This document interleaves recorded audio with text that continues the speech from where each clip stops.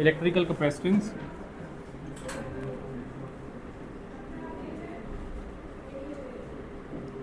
Of conductor. Okay, देखो बेटा, अच्छा ध्यान दो भी यहाँ पे। सबसे पहले हमें ये समझना है, मैं एक यहाँ पे रिलेशन लिखने लगा हूँ, Q is proportional to V, और मैं कह रहा हूँ कि ये हमें पता है। आप मुझे बताओ कि हमें कैसे पता है। Q is proportional to V, मतलब हम ये लिखना चाह रहे हैं यहाँ पे कि as you increase the charge in a conductor its potential also increases. आपको इसका मुझे मतलब समझाना है इजी लैंग्वेज में। हाँ, फॉर्मूला इसका नहीं है अभी तक, वो तो वो जो, हाँ ठीक है, हाँ उसके बाद भी समझ सकते हो। एनी हाउ, पता क्या है, थोड़ा सा डिफरेंस है। जो हम फॉर्मूला निकालते हैं ना, वो हम ये निकालते हैं कि अगर इसका चार्ज Q है तो यहाँ पे पोटेंशियल डिफरेंस कितना होगा इस पॉइंट पे। तो हम वो फॉर्मूला लगाते हैं 1/4 pi epsilon not Q upon ये वाला डिस्टेंस है ना, ये वाला डिस्टेंस, यही होता है ना। लेकिन इस फॉर्मूले को थोड़ा सा यहाँ पे देखो कि पोटेंशियल इसके अंदर कितना होता है इस पॉइंट पे। तो मुझे बताओ यहाँ पे पोटेंशियल कितना होगा इस पॉइंट पे। अब अभी अपने फॉर्मूला का तो मैं फॉर्मूले के बेस पे समझा रहा हूँ, बाद में फिर वैसे करवाऊंगा। यहाँ पे बताओ पोटेंशियल कितना होगा। वो कैसे, वो तो सरफेस पे है, अंदर पूछ रहा हूँ। कांस्टेंट होता है, वेरी गुड, ठीक है। अंदर उतना ही पोटेंशियल होता है जितना सरफेस पे होता है। किसी को याद भूल गया तो दोबारा से, ये बड़ी इंपॉर्टेंट वर्ड है। अंदर उतना ही पोटेंशियल होता है जितना सरफेस पे होता है। अगर मैं इलेक्ट्रिक फील्ड बोलता तब नहीं आप कह सकते थे, तब इलेक्ट्रिक फील्ड अंदर जीरो होती है, राइट। पोटेंशियल जितना यहाँ पे है उतना ही अंदर है। तो अगर मैं आपसे पूछ लूँ ना अंदर कितना है, तो आपको ये सोचना है कि सरफेस पे कितना था, राइट। तो जो सरफेस पे पोटेंशियल होता है वो होता है 1/4 pi epsilon not Q upon capital R, capital R। ये बड़ी इंपॉर्टेंट बात है, ये बच्चे डेफिनेटली भूलते हैं अगर उनका थोड़ा सा बेसिस कमज़ोर हो जाए ना। जैसे मैं आपको पूछ लूँ यहाँ पे कितना है, फिर मैं आपसे पूछ लूँगा अभी यहाँ पे कितना है, फिर पूछ लूँगा सेंटर पे कितना है, तो कहीं ना कहीं आप मुझे ना आंसर 0 0 0 बोलना शुरू कर दोगे। याद रखना, अंदर कहीं पे भी हो, right, it is always equal to the potential at the surface. Okay good. तो चलो अब आप जैसे हाना के, तो हम फॉर्मूले के बेस में समझते हैं। तो अगर मुझे इस कंडक्टर पे के अंदर मैं ज़्यादा चार्जेस रखने शुरू कर दूं, मतलब मैं इसके अंदर जो इसके टोटल चार्जेस थे वो कितने थे, अभी Q था, है ना। इसके जो सरफेस पे चार्ज थे वो कितने थे, Q, राइट। अगर मैं इसके जो चार्जेस हैं बेटा वो Q से बढ़ा के 2Q कर दूं, इसके 2Q चार्जेस कर दूं, तो इसके अंदर या इसके सरफेस पे कितना पोटेंशियल होगा, 1/4 पाई एप्सिलॉन नॉट। तो ये ट्वाइस हो गया, क्या ट्वाइस हो गया, पोटेंशियल। तो आप देख रहे हो कि जो पोटेंशियल है, जैसे अगर मैं इसको V इनिशियल कह देता, ये V फाइनल कह देता, तो V फाइनल ट्वाइस हो गया V इनिशियल के। कहने का मतलब आप यहाँ पे पोटेंशियल बढ़ता जाएगा जैसे जैसे आप उस शेल में या उस कंडक्टर का आप चार्ज बढ़ाते जाओगे। वेरी वेरी इंपॉर्टेंट थिंग, दोबारा से फिर आ रहे हैं। चार्ज इंक्रीजेज और potential increases as soon as the charge increases. जैसे जैसे चार्ज बढ़ाते जाओगे वैसे वैसे पोटेंशियल इंक्रीज करता जाएगा। छोटी सी बात है, वेरी इंपॉर्टेंट है, दिमाग में रखना है इसको, ठीक है। एक कंडक्टर के बीच में अगर आप 100 चार्ज डाल दोगे तो उसका जो पोटेंशियल है वो 100 टाइम्स ज़्यादा होगा अगर एक चार्ज होता तो। अगर आप एक इसमें अब 100 चार्ज बहुत कम है, अगर आप 1000 चार्ज डाल दो इसके अंदर तो इसका मतलब पोटेंशियल भी इसका 1000 टाइम्स इंक्रीज हो जाएगा, राइट, ठीक है। लेकिन ऐसा नहीं होता। हम ये कह सकते हैं Q is proportional to V, but मैं ये नहीं कह रहा हूं कि Q is equal to V। मतलब मैं ये कह रहा हूं कि अगर चार्ज बढ़ेगा तो पोटेंशियल बढ़ेगा। अगर चार्ज बढ़ेगा, जैसे यहाँ पे चार्ज कितना था Q, तो पोटेंशियल हमारे पास कितना आया, Q थोड़ी ना आया, तो हमारे पास कोई वैल्यू आई। जैसे कि अगर यहाँ पे चार्ज की वैल्यू होती, मान लो चार्ज की वैल्यू होती 1 माइक्रोकूलम, तो मैं जस्ट एग्जांपल दे रहा हूँ, हो सकता है पोटेंशियल की वैल्यू होती 2 वोल्ट, ठीक है। अगर चार्ज की वैल्यू में इंक्रीज कर देता, मान लो 4 माइक्रोकूलम, ठीक है, तो पोटेंशियल की वैल्यू और लेट्स से 10 माइक्रोकुलम, कुछ भी यहाँ पे वैल्यू डाल दूँ, तो यहाँ पे पोटेंशियल की वैल्यू भी इंक्रीज हो जाएगी। लेकिन वो पोटेंशियल की वैल्यू इंक्रीज कैसे होगी? आप उसको मल्टीप्लाई करोगे 9 पे 9, फिर 2 क्यू डालोगे, फिर r डालोगे, जो भी है आप उसके हिसाब से पोटेंशियल इंक्रीज करते जाओगे। तो मैं ये बात तो समझ रहा हूँ कि जैसे जैसे आप ये चार्ज इंक्रीज करते जा रहे हो पोटेंशियल इंक्रीज होता जा रहा है, एंड ऑब्वियसली प्रोपोर्शनल का मतलब ही यही होता है कि जैसे जैसे आप पोटेंशियल इंक्रीज करोगे वैसे वैसे चार्ज को इंक्रीज करोगे।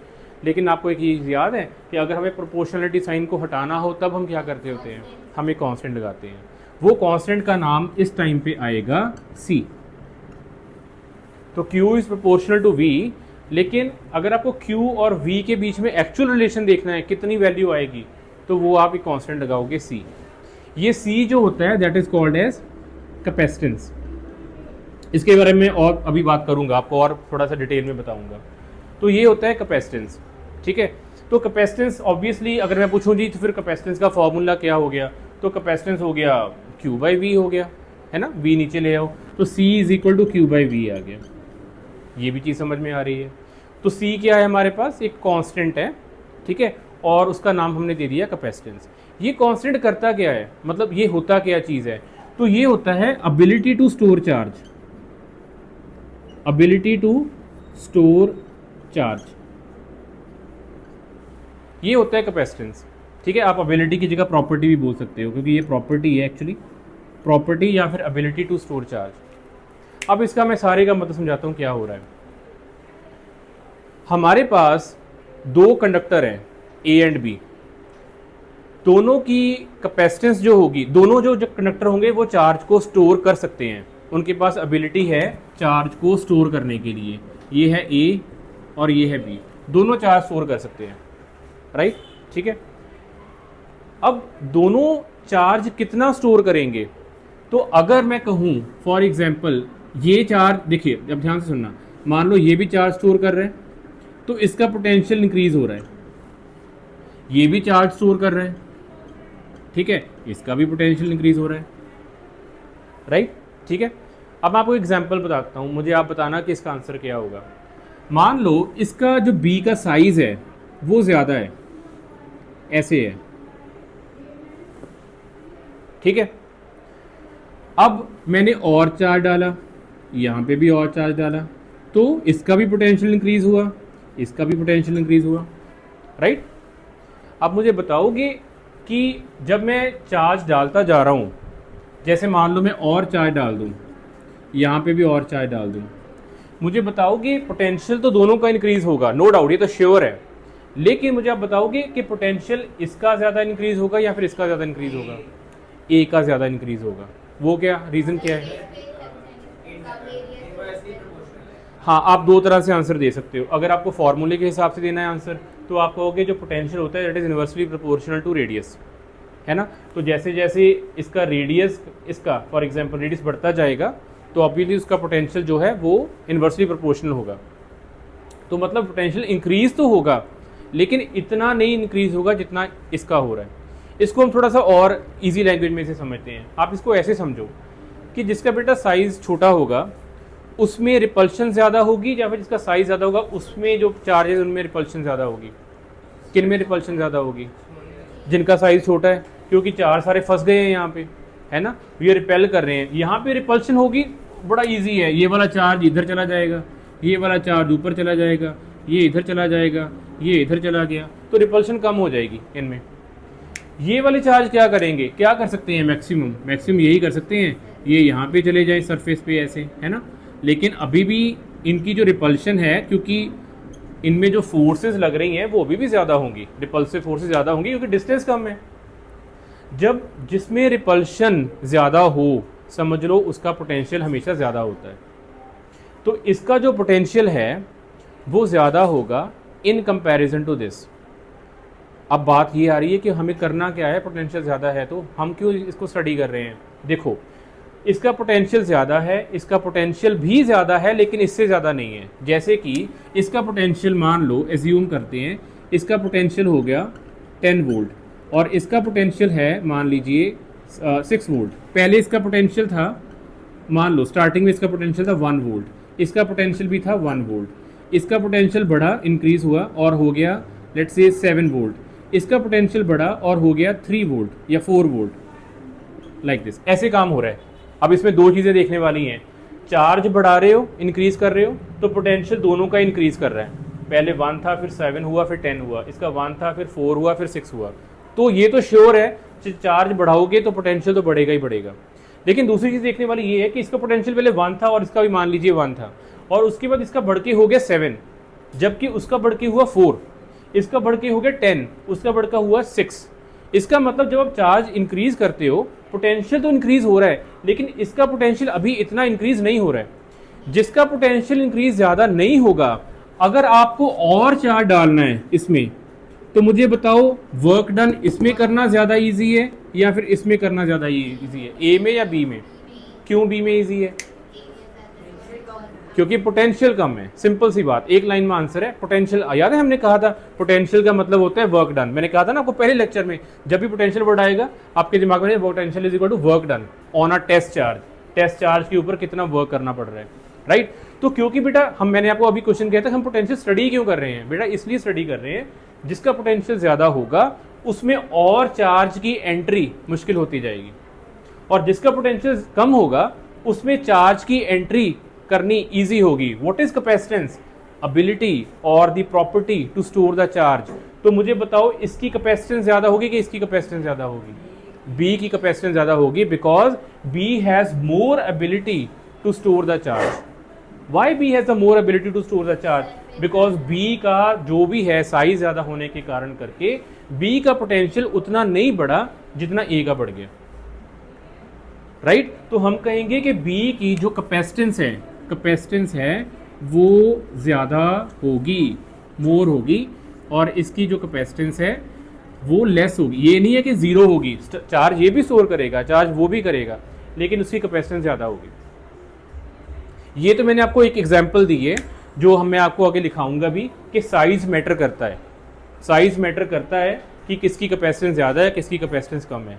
अगर किसी का दोनों सेम मटेरियल के हैं और अगर यहाँ पे रेडियस ज़्यादा हो गया, राइट, उसका साइज यहाँ पे ज़्यादा है, तो वो ज़्यादा चार्ज को स्टोर करेगा। ये बात क्लियर होगी? तो यहाँ पे दोबारा आते हैं, C is equal to Q upon V। Lesser the potential, ध्यान से देखना, फिर से मैं आपसे पूछता हूँ, Q बढ़ेगा तो V का क्या होगा? Q इंक्रीज होगा तो V का क्या होगा? इंक्रीज होगा। Q बढ़ेगा तो V इंक्रीज होगा, Q बढ़ेगा V इंक्रीज होगा, ठीक है? तो C is equal to Q by V। Q बढ़ेगा, जैसे Q की वैल्यू है मान लो किसी की 4 और V लेट्स से 100, ठीक है, और V भी बढ़ेगा। V कितना क्या हो गया? तो V भी इंक्रीज करेगा, V कितना हो गया? 20, ठीक है?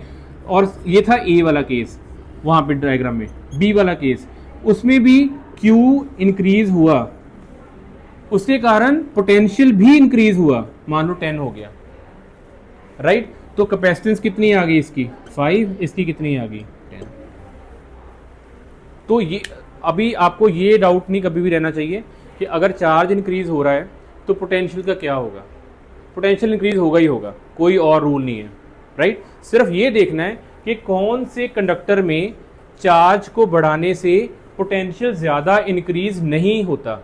हमें पोटेंशियल को ज़्यादा इंक्रीज नहीं करना है, ये हमारा टारगेट है, ये ध्यान में रखना है। कैपेसिटेंस का यही टारगेट होता है। कैपेसिटेंस का मतलब होता है चार्ज को स्टोर करो, लेकिन चार्ज को स्टोर करने का नुकसान ये होता है कि जैसे जैसे आप चार्ज स्टोर करते हो तो उसका पोटेंशियल इंक्रीज होना शुरू हो जाता है। ये नुकसान है। पोटेंशियल इंक्रीज हमें नहीं चाहिए। अगर आपको चार्ज स्टोर करना है आपको पोटेंशियल इंक्रीज नहीं चाहिए, राइट? तो हम क्या करते हैं, तो उसमें से एक चीज़ हम ये कर सकते हैं कि हम एक कंडक्टर का जो रेडियस होता है, ठीक है, वो हम इंक्रीज कर दें। तो ऐसे करने से उसका पोटेंशियल उतना इंक्रीज नहीं होगा जितना उसका पहले हो रहा था, राइट? तो वो ज़्यादा चार्ज स्टोर करेगा। अब ये भी नहीं है कि ये चार्ज स्टोर करता ही जाएगा। अगर आप इसको और चार्ज देते जाओगे तो ऑब्वियसली इसका 6 से 8, 8 से 10, 10 से 12 हो जाएगा। एक ऐसा क्रिटिकल पॉइंट आ जाएगा जिसके बाद आप चार्ज स्टोर ही नहीं कर पाओगे। स्टोर करना चाहोगे तो आपको इतना वर्क करना पड़ेगा कि इसका पोटेंशियल इंक्रीज हो चुका है, ये करने ही नहीं देगा, ठीक है? तो हर एक आइसोलेटेड कंडक्टर की एक कैपेसिटी होती है, वो उससे ऊपर चार्ज स्टोर नहीं करता। Is it okay? ठीक है? तो अभी तक हमने जो समझा उसमें मेन चीज़ ये थी कि कैपेसिटेंस होती क्या है। तो कैपेसिटेंस होता है एबिलिटी टू स्टोर चार्ज।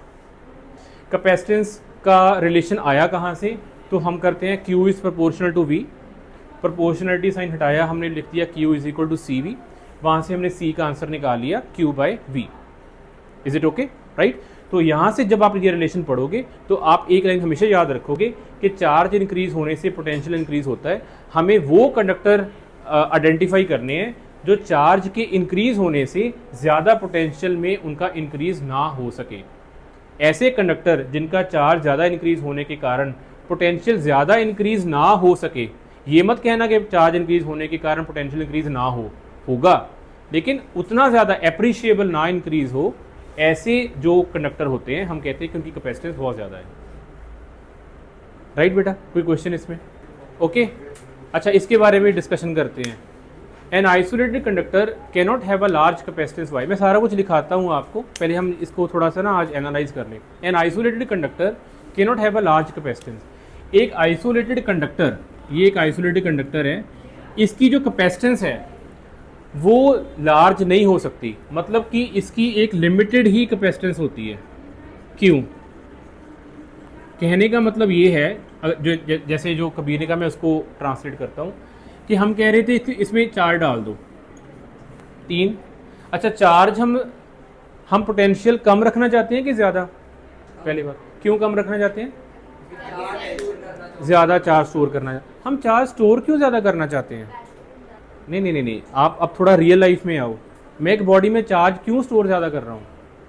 मैं ये प्रेफर करता हूँ कि चार्ज ज़्यादा स्टोर हो, पोटेंशियल ज़्यादा इंक्रीज ना हो। पोटेंशियल का आपने मुझे आंसर दे दिया कि मैं इसमें पोटेंशियल ज़्यादा नहीं चाहता हूँ, क्योंकि अगर पोटेंशियल बढ़ेगा तो फिर मैं चार्ज ज़्यादा स्टोर नहीं कर पाऊँगा, है ना, मुझे ज़्यादा वर्क करना पड़ेगा।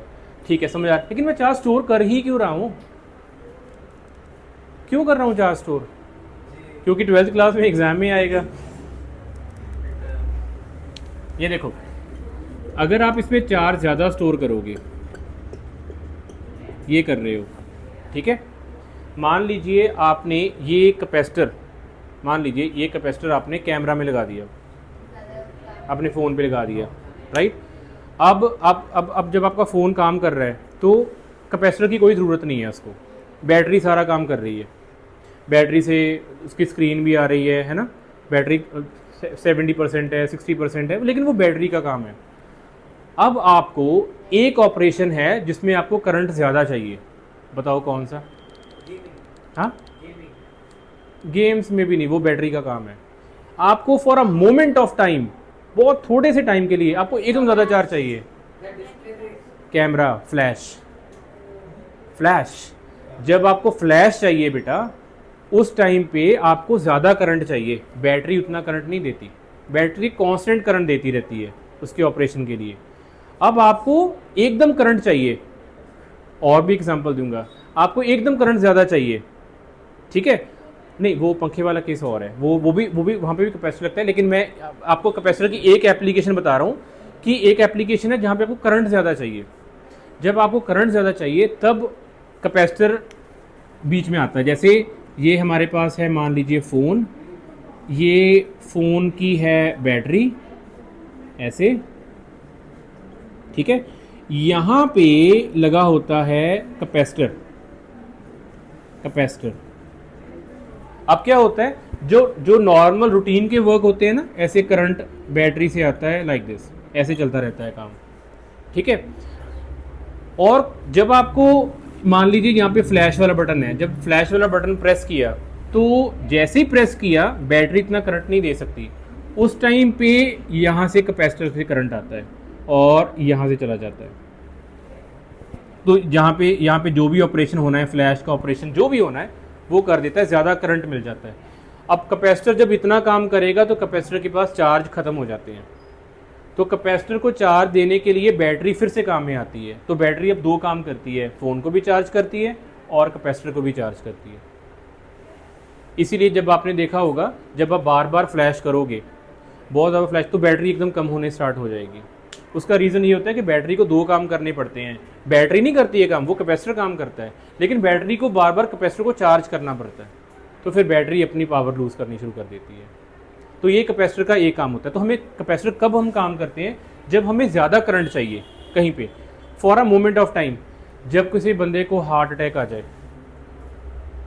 ठीक है, वो क्या बोलते हैं उसको, डिफिब्रिलेटर, है ना, वो जो लगाते हैं उसके चेस्ट पे और फिर करंट छोड़ते हैं, डिफिब्रिलेटर ही बोलते हैं उसको मेरे हिसाब से।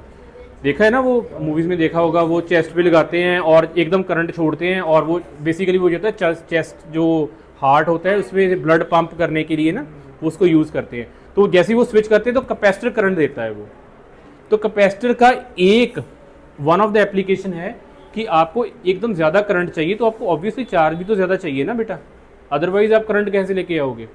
तो चार्ज हमें स्टोर इसलिए करना पड़ता है। ये जो पंखे में भी कैपेसिटर लगते हैं, मोटर में भी लगते हैं, इनका ये रीज़न नहीं है, वो रीज़न आपको 4th चैप्टर में बताऊंगा ऑल्टरनेटिंग करंट्स में, ठीक है, वो वहाँ पे बताएगा। ओके, वंस अगेन चलिए वापस आते हैं। चलिए मैं इसको छोड़ रहा हूँ, हम पहले क्वेश्चन पे आते हैं। हमने क्या स्टडी करना था, हमने कहा था कि हमारे पास एक कैपेसिटर आइसोलेटेड कंडक्टर है, लिमिटेड, उसकी जो कैपेसिटेंस होती है वो लिमिटेड होती है। क्यों?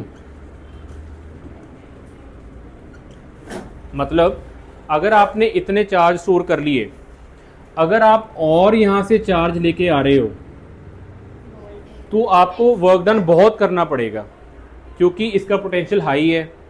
तो आप चार्ज, लेकिन जैसे कबीर ने कहा कि मान लीजिए हमारे पास सुपर पावर है, हमारे पास इतनी पावर है कि हम इसको चार्ज को भी लेके आ सकते हैं, स्टोर कर सकते हैं, तब क्या होगा, तब तो हम स्टोर कर रहे हैं। तो मैं कह दूं ओके बेटा ये चार्ज अंदर आ गया, अब और पोटेंशियल बढ़ गया, ठीक है। तो जब आप और चार्ज लेके आओगे तो और आपको और वर्क डन करना पड़ेगा। लेकिन कबीर हमारा फिर नहीं समझेगा, वो कहेगा सर मेरी सुपर पावर तो और बढ़ गई, तो मैं अब इतनी पावर में हूँ कि मैं इसको भी चार्ज को अंदर लेके आ सकता हूँ। तो कुछ ना कुछ तो हमें और बताना पड़ेगा, ऐसे तो फिर ये चलता रहेगा। अच्छा अब देखिए बेटा, मान लीजिए हमारे यहाँ पे चार्जेस इंक्रीज हो रहे हैं, ठीक है। जब चार्जेस, ध्यान से सुनो, जब चार्जेस इंक्रीज होते हैं तो ऑब्वियसली एक और चीज़ इलेक्ट्रिक फील्ड वो भी बढ़ती है। जब चार्ज इंक्रीज होंगे तो इलेक्ट्रिक फील्ड भी इंक्रीज होगा। अच्छा, इलेक्ट्रिक फील्ड हम क्यों स्टडी करते हैं बाय द वे? फोर्स, मतलब कूलम्ब फोर्स, मतलब अट्रैक्शन या रिपल्शन भी ज़्यादा बढ़ जाती है। ओके, वंस अगेन, जब अपने चार्ज इंक्रीज किए, ये सुनना, ये एक बड़ी अच्छी स्टोरी है। चार्ज इंक्रीज किए तो इलेक्ट्रिक फील्ड इंक्रीज हो गया। जब इलेक्ट्रिक फील्ड इंक्रीज हुआ तो उसकी फोर्स इंक्रीज हो गई। अब वो फोर्स क्या कर रही है, देखो बेटा, यहाँ एयर में क्या होता है, ऑक्सीजन, नाइट्रोजन, ऑक्सीजन, ज़्यादा जो कॉम्पोजिशंस होती हैं। मान लीजिए यहाँ पे ऑक्सीजन का मॉलिक्यूल है, ये उसका एटम है और ये उसके इलेक्ट्रॉन्स हैं, ऐसे, ठीक है। और भी मॉलिक्यूल्स हैं ऑब्वियसली, ये भी है ना, ऐसे होते हैं। आपने यहाँ पे चार्ज इंक्रीज करते जा रहे हो, चार्ज इंक्रीज करते जा रहे हो, इसका इलेक्ट्रिक फील्ड इंक्रीज होता जा रहा है। इलेक्ट्रिक फील्ड क्या करेगा, वो कहेगा मुझे कहीं से ना अब नेगेटिव चार्ज मिल जाए तो मैं एकदम उनको अपनी तरफ को पुल कर लूँगा, क्योंकि आपने अभी मुझे कहा कि Q increase, electric field increase, electric field increase, coulomb force increase. अब कूलम्ब फोर्स इंक्रीज का मतलब क्या है, अगर तो बाहर पॉजिटिव चार्ज पड़े हैं तो उनको रिपेल करेगा, अगर इलेक्ट्रॉन्स दिख पड़े तो उनको अट्रैक्ट करेगा। अब एयर में इलेक्ट्रॉन्स हैं कि नहीं हैं, तो ऑब्वियसली एयर में ऑक्सीजन है कि नहीं है, तो अगर ऑक्सीजन है तो ऑक्सीजन के एटम्स हैं, ऑक्सीजन के एटम्स हैं तो उसके इलेक्ट्रॉन्स भी हैं, राइट। एक ऐसा पॉइंट आ जाएगा कि जब कबीर की सुपर पावर इतनी काम कर रही है तो उसने ये वाला चार्ज जो यहाँ पे था इसको भी अंदर डाल दिया, और उस टाइम पे एक ऐसी कंडीशन आ गई कि इसका इलेक्ट्रिक फील्ड इतना इंक्रीज हो गया कि इसने एक इलेक्ट्रॉन को हवा से उठा के अपने अंदर मारा। मैं आपको सारा इसके बाद में बताऊंगा इसको टेक्निकली क्या बोलते हैं। तो इसने एक इलेक्ट्रॉन को उठा के अपनी तरफ अंदर रख दिया एयर में से। Air is a bad conductor, समझो बात को, एयर से ज्यादा चार्जेस कभी आ नहीं सकते, लेकिन अब एयर से भी अंदर आ रहे हैं, एयर से चार्जेस मूव कर रहे हैं, राइट। तो इलेक्ट्रॉन्स यहाँ पे इंक्रीज हुए। ये जो कबीर का सुपर पावर वाला ये प्लस था जो अंदर गया था यहाँ पे, और ये जो इलेक्ट्रॉन उसके कारण बना, जो अंदर आया, मूव किया, जैसे इलेक्ट्रॉन अंदर आया ये पॉजिटिव और इलेक्ट्रॉन ये न्यूट्रल हो गए, कैंसिल आउट हो गए। कैंसिल आउट हो गए, चार्ज नहीं आप स्टोर कर पाए, और आपने चार्ज स्टोर करने के लिए सुपर पावर यूज की, लेकिन वो उस प्लस का हुआ क्या, नेगेटिव बाहर से आया, उसने न्यूट्रल कर दिया। अब कबीर की सुपर पावर, जो कहे नहीं नहीं मैं तो और चार्ज लेके आऊंगा, तो लेके आओ बेटा, जितनी बार मर्जी लेके आओ, ये लो दोबारा लेके आओ, यहाँ लेके आओ, और ये इलेक्ट्रॉन वापस जंप करेगा और ये भी न्यूट्रल कर देगा। ये हो रहा है फाइन, ठीक है। तो हम हर बार क्या कर रहे हैं, पॉजिटिव जब लेके आ रहे हैं, राइट, हम वर्क डन करने की कोशिश कर रहे हैं और वर्क डन करके हम चार्ज लेके भी आ रहे हैं अंदर, लेकिन उस टाइम पे क्या हो रहा है, इलेक्ट्रॉन्स जो हैं वो बाहर से अंदर मूव कर रहे हैं। This process is called as ionization, ionization of medium या एयर। ये वर्ड बड़ा इंपॉर्टेंट है, आयोनाइजेशन। आयोनाइजेशन होता है जब आप एयर में से इलेक्ट्रॉन्स उठा लो, राइट। कभी आपने देखा है मूवीज में या कहीं पे भी, कई बार आपने देखा होगा, जैसे यहाँ पे लाइटनिंग भी होती है, तो वो उस टाइम पे लाइट क्या होता, क्या उस टाइम पे चार्ज फ्लो करता है एयर में चार्ज फ्लो करता है। वो भी यही चीज़ होती है, जब चार्ज बहुत ज़्यादा इकट्ठे हो जाते हैं ना, तब वो लाइटनिंग इफेक्ट होता है। तो जब चार्जेस बहुत ज़्यादा इकट्ठे होंगे तो उसका ये वाला सीक्वेंस बनेगा, चार्ज इंक्रीज होंगे, उसका अपना इलेक्ट्रिक फील्ड इंक्रीज होगा, उसकी कूलम्ब फोर्स इंक्रीज होगी। एक ऐसा टाइम आएगा कूलम्ब फोर्स इतनी इंक्रीज हो जाएगी कि वो साथ वाले जो इलेक्ट्रॉन्स हैं उसको अंदर खींच लेंगे, और जो आपने पॉजिटिव यहाँ पे रखा था उसको वो नेगेटिव आके न्यूट्रल कर देंगे, तो आपका चार्ज और ज़्यादा स्टोर ही नहीं हो पाएगा। ये जब होना शुरू हो गया और आपका चार्ज और स्टोर ही नहीं हो रहा, तो हम कहते हैं इस प्रोसेस को ब्रेक डाउन आ गया। It is called as break down of, break down value. और ये ब्रेक डाउन वैल्यू पता कितनी होती है, 3 × 10⁶ वोल्ट पर मीटर। ये एक्चुअल में है। इतनी इलेक्ट्रिक फील्ड बनेगी ना, जब इतनी इलेक्ट्रिक फील्ड बन जाएगी तब आयोनाइजेशन प्रोसेस स्टार्ट हो जाता है। अब मैं टेक्निकल वर्ड बोल रहा हूँ आपको, जब इतनी इलेक्ट्रिक फील्ड बनेगी तो आयोनाइजेशन प्रोसेस स्टार्ट होता है, और जब आयोनाइजेशन प्रोसेस स्टार्ट हो गया तो आपकी जो कैपेसिटेंस है वो लिमिटेड हो जाएगा, उससे ज़्यादा चार्ज वो स्टोर नहीं कर पाएगा। तो when a conductor holds a large amount of charge, its potential is also high. If the associated electric field जो बनेगी उसके कारण, it reaches the break down value जो मैंने लिखी थी, द एटम्स और molecules of the surrounding air gets ionized, ionization, and the charge put on the conductor gets neutralized or leak away. This put the limit on the capacitance of a conductor. Very important word, right बेटा, ठीक है। तो हमें यहाँ पे दो चीज़ें समझ में आ गई। हमने क्या क्या स्टेप्स लिए हैं यहाँ पे। सबसे पहले जो आप अभी नोट्स में लिखने वाले हो, तो हम पहले तो लिख रहे हैं कि Q is proportional to V, ये होता है। फिर हमने लिखा Q is equal to CV, ये। फिर हमने लिखा C is equal to obviously Q/V, third चीज़। फिर हम लिखेंगे इसके C का मतलब क्या होता है, C इज़ कैपेसिटेंस। किसकी कैपेसिटेंस, हमेशा कंडक्टर की। कैपेसिटेंस हमेशा कंडक्टर की होती है, कंडक्टर की कैपेसिटेंस। फिर आप लिखोगे कि बेटर कैपेसिटेंस वाला कंडक्टर कौन होगा, which is better in capacitance, which has better capacitance. तो बोलो क्या आंसर दोगे। हाँ, तो आप कहोगे बेटर कैपेसिटेंस उसकी होगी जो ज़्यादा चार्ज स्टोर कर सकता है without appreciable increase in potential, उसका उतना ज़्यादा पोटेंशियल इंक्रीज ना हो। तो ये लिख लो। तो विच हैज़ बेटर कैपेसिटेंस, तो आप आंसर दोगे the conductor which can store more charge without appreciable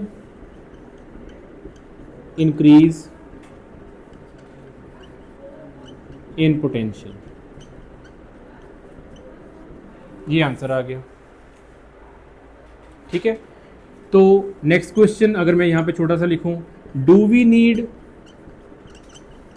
less और मोर पोटेंशियल, तो उसका आंसर है we always need less potential, because less potential का मतलब क्या होगा, less potential means less work done to move another test charge inside the conductor,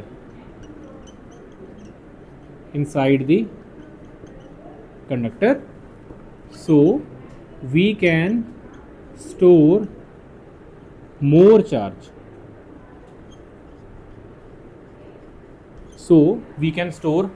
हम ज़्यादा चार्ज स्टोर कर सकते हैं अगर हमें ज़्यादा पोटेंशियल, अगर कंडक्टर का ज़्यादा पोटेंशियल नहीं होगा। ओके, उसके बाद आप ये अगर नहीं लिखा है तो ये बना लो। ये था why isolated conductor has limited capacitance.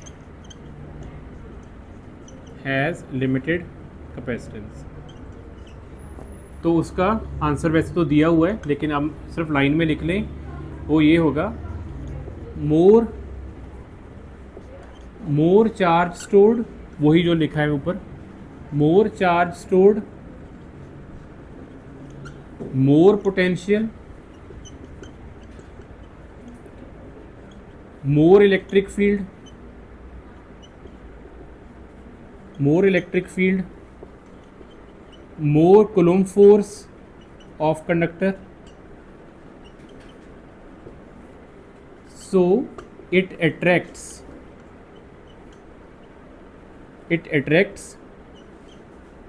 charges,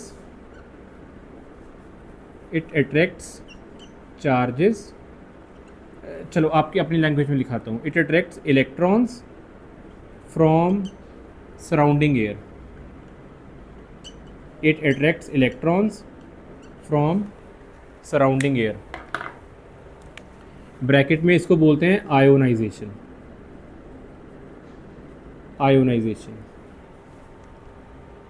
ठीक है, तो अगर इलेक्ट्रॉन से अट्रैक्ट करेगा, दिस इलेक्ट्रॉन न्यूट्रलाइज किसको करेगा? न्यूट्रलाइज दी positive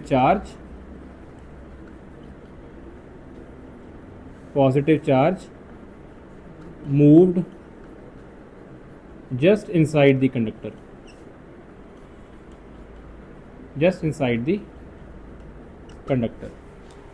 पर इसमें ये है कि ये हर टाइम पे नहीं होता। दिस हैपन्स, ये कब होना स्टार्ट होगा? दिस फिनोमिना कब होगा? ये वाला हैपन्स ओनली एट breakdown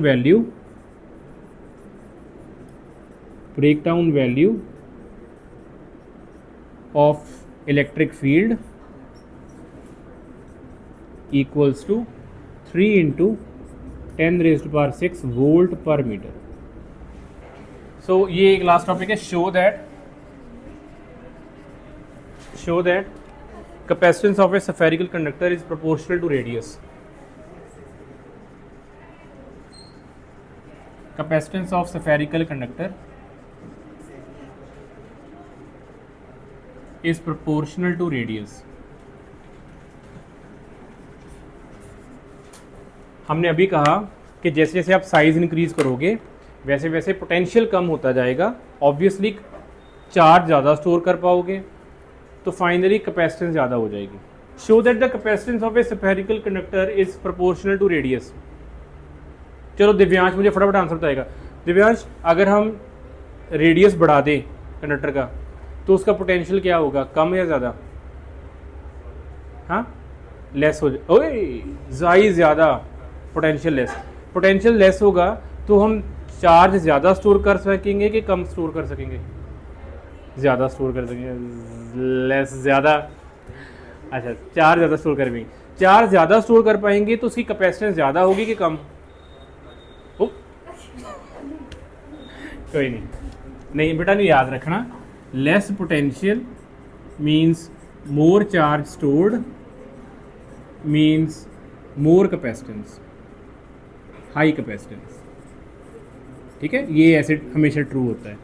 अगर पोटेंशियल लेस होगा, मतलब पोटेंशियल लेस का मतलब है इंक्रीज लेस, मैं फिर लिख रहा हूँ, इंक्रीज होगा लेकिन लेस इंक्रीज होगा, बढ़ेगा लेकिन कम बढ़ेगा, कंफ्यूजन, बढ़ेगा लेकिन इतना नहीं बढ़ेगा, राइट। तो लेस इंक्रीज होगा तो चार्ज स्टोर होगा ज़्यादा, चार्ज ज़्यादा स्टोर होगा तो हाई कैपेसिटेंस होगी। कहता प्रूव करो, कहता प्रूव करो कि अगर एक ऑब्जेक्ट का साइज़ ज़्यादा है तो साइज़ ज़्यादा कैसे हो सकता है, मतलब साइज़ ज़्यादा, तो हमें प्रूव क्या करना है, हमें ये प्रूव करना है कि capacitance is proportional to size of the conductor. बड़ा सिंपल है, एक लाइन, दो लाइन में, तीन लाइन में मैक्सिमम। कैसे, देखो जी, हमारे पास C का फॉर्मूला क्या होता है, ये याद कर लेना, ये मत भूलना, C=Q/V, ठीक है। अब V की वैल्यू डाल दो। अगर हमारे पास एक स्फेरिकल कंडक्टर है, हमारे पास स्फेरिकल कंडक्टर है, तो स्फेरिकल कंडक्टर का पोटेंशियल कितना होता है, what is the potential on surface, कितना, 1111 Q/R, ये वैल्यू डाल दो। देयरफॉर C=Q/1/4πε0 Q/R, सारा कुछ कैंसिल आउट हो गया तो ये बच गया 4πε0R, मतलब सारा कुछ, मतलब सिर्फ Q ही कैंसिल आउट हो गया, तो हमारे पास ये बच गया। तो C is proportional to R। Very important, ये कई बार 1 या 2 नंबर वाले में क्वेश्चन आता है, ये आता है क्वेश्चन कि आइसोलेटेड कंडक्टर का फॉर्मूला। आप पता क्या करोगे, आप ना कल या परसों में, हम जाने मंडे तक हम कैपेसिटेंस के कितने फार्मूले कर जाएंगे, और वो सारे फार्मूलों में से आप सबसे, ये जो सबसे इजी वाला फार्मूला आप ये भूल जाओगे। तो ये याद रखना, ये फार्मूला जब आइसोलेटेड कंडक्टर है तो उसके लिए ये फार्मूला लगेगा और कोई फार्मूले नहीं लगेंगे। जब आइसोलेटेड होता है, जैसे ये एक कंडक्टर है ऐसे, इसका रेडियस था R, तो ऐसे केसेस में जब आपको कभी भी कैपेसिटेंस का फॉर्मूला पूछा जाए तो इट वुड बी 4πε0R। अब मुझे आहाना बताएगी, नहीं, नवप्रीत बताएगी 4πε0 की वैल्यू क्या होती है। यस, नहीं 4πε0, रॉन्ग। स्मार्ट तो बहुत बनी सी कीपर, बड़ी नहीं गल। हाँ जी, चलो कोई नहीं बताएगा, मैं साहिब 4πε0 की वैल्यू, एक्सीलेंट। सैनस 4πε0 की वैल्यू, हाँ साहिब की हो गया, 1/4πε0 की वैल्यू होंगी है 9 × 10⁹, ਇਹਦੀ वैल्यू होंगी है। तो मैं तेन पूछा 4πε0 की वैल्यू कितनी होगी साहिब, ओके। सो ये वैल्यू होगी 1 तो लिख लो बेटा, फिर ना कन्फ्यूज हो जाओ, नपरी कितने पहुँच गई सी। सो 4πε0 की वैल्यू 1/9 × 10⁹। ओके, चलो ठीक है बेटा।